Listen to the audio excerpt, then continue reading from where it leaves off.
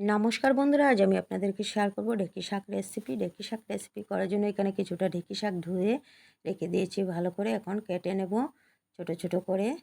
বেশি ছোট করব না, এইরকম করে রাখলে পরে টেস্ট হয় বেশি, তাই এরকম করে রেখে দিলাম, বেশি ছোট করিনি।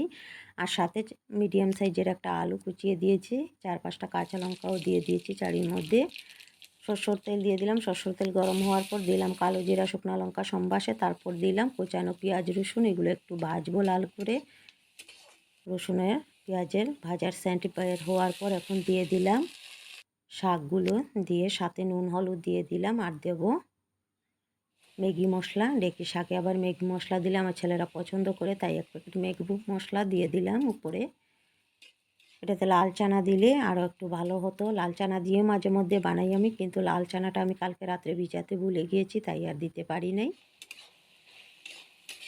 আলুটা দিয়ে দিলাম।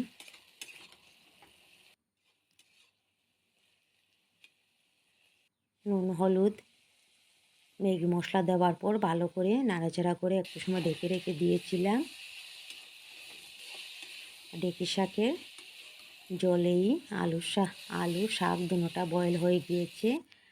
আর দুবার এরকম নাড়াচাড়া করে ঢেকে দিয়েছিলাম। এখন ঢাকনাটা সরিয়ে খোলা কড়াইয়ের মধ্যে টানিয়ে নেব।